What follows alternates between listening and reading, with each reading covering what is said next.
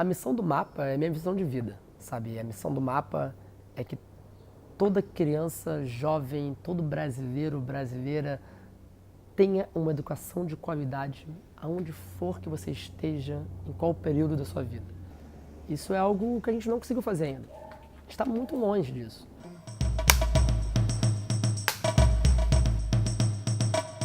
Eu cheguei em Harvard em agosto de 2013. E logo depois, assim, papo de 2 meses depois, eu já estava trabalhando com, com duas meninas incríveis, duas mulheres incríveis que são minhas sócias no meu projeto depois que surgiu, que era a Tabata e a Lígia. A gente estava trabalhando para uma conferência junto com um amigo nosso, o Daniel, e que pensava sobre educação e pensava nos desafios da educação no século XXI. E a gente precisava fazer uns cases de educação de Sobral, Ceará, Rio de Janeiro, que naquela época, em 2013, eram cases interessantes de educação.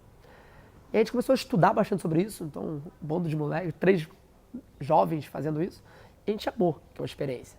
E depois dessa conferência, a gente queria continuar, a gente ia lançar um projeto lá chamado Luz, Câmara, Educação, e aí acabamos arquivando esse projeto, porque depois o Fernando, grande amigo Fernando Grosten, entrou, a gente se conheceu, aí todo mundo começou a pensar junto.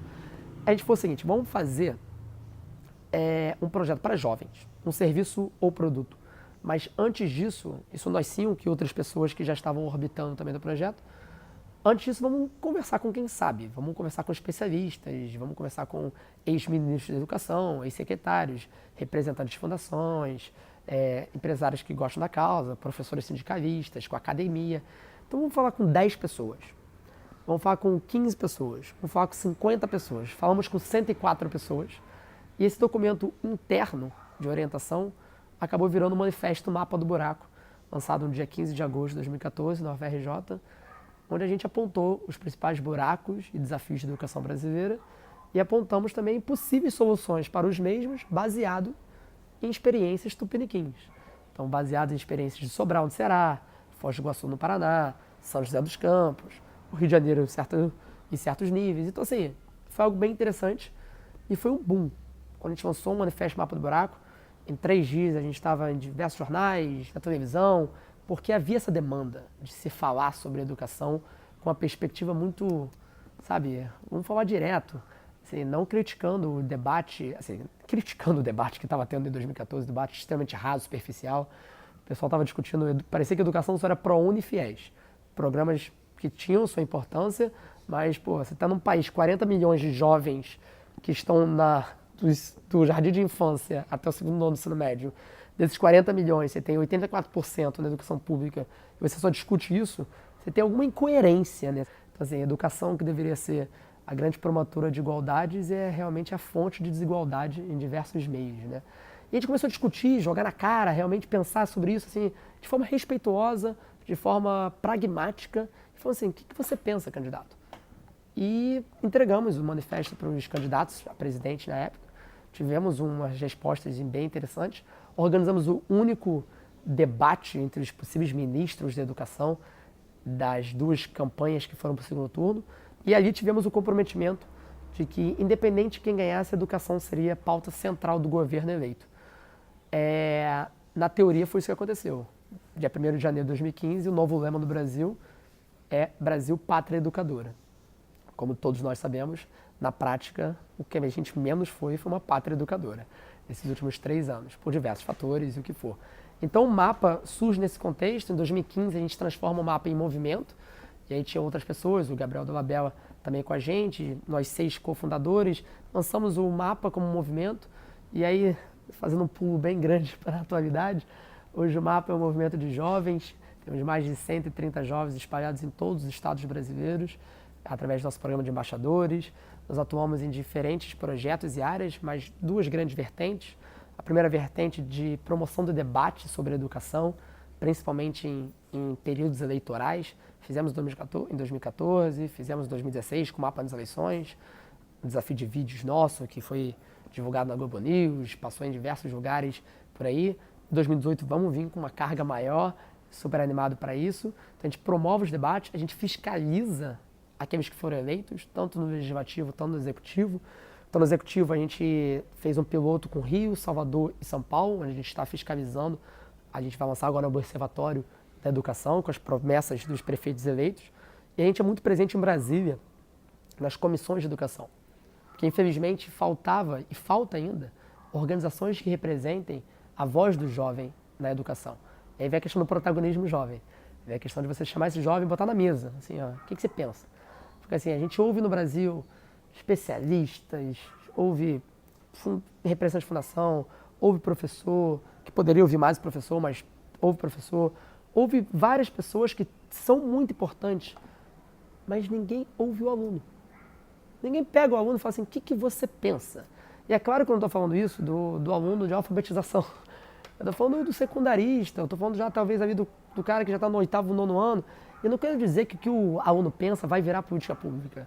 Mas se o que ele pensa pode influenciar uma política pública que vai impactá-lo, é uma questão meio tão óbvia, né? Se você quer vender um produto, você vai fazer o quê? Você vai perguntar para o seu consumidor.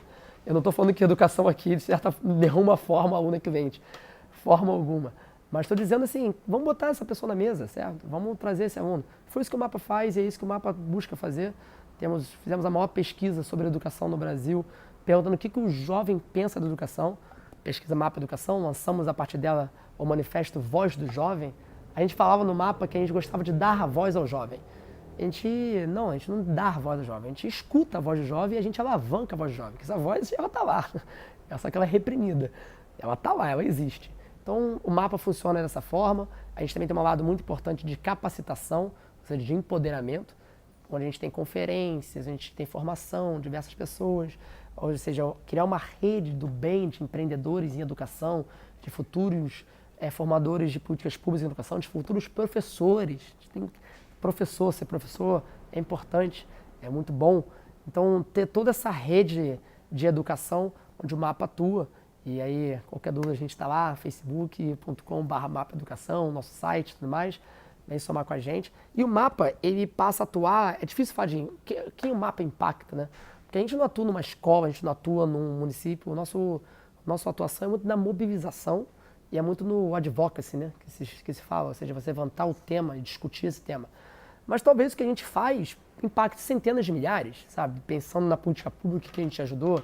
Acho que a Base Nacional Comum Curricular, que é uma grande vitória aí na educação brasileira, no sentido de empoderamento. A gente estava até falando, né, que eu critico muito o modelo de escola que existe hoje, que é um modelo tão amarrado, que é a mesma escola desde o século XIX. E aí as pessoas falam, pô, mas a base não também amarra? Não. A base, ela empodera. A base, ela diz para o aluno, para o pai, para o professor, assim, o que é esperado, qual é o mínimo? O que é esperado de um aluno de 6º ano saber? Sabe, o que é importante esse aluno saber? Sabe, esse aluno vai saber contar até 5.000, vai saber números negativos, vai saber isso aqui, vai saber em história tais fatos e tal período. E imagina todo pai e mãe brasileiro empoderados disso. Imagina os pais indo para um conselho de classe e falar, professor, meu filho não sabe contar até 200. Por quê? Isso não acontece hoje. Isso é empoderar, isso é educar. Por isso que a base tem tudo isso. Agora você vai ser ideologia A, B, C, D. Vamos conversar. Sabe? Vamos botar todo mundo nessa mesa. Vamos ser pragmáticos, sabe? Educação, 80% é consenso.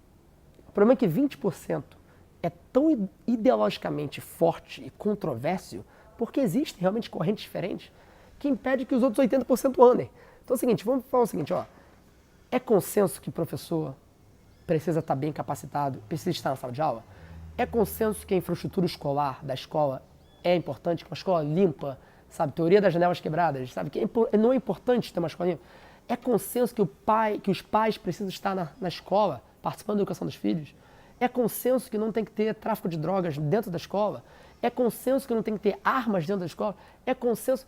Isso é consenso? Então vamos avançar nisso? Vamos.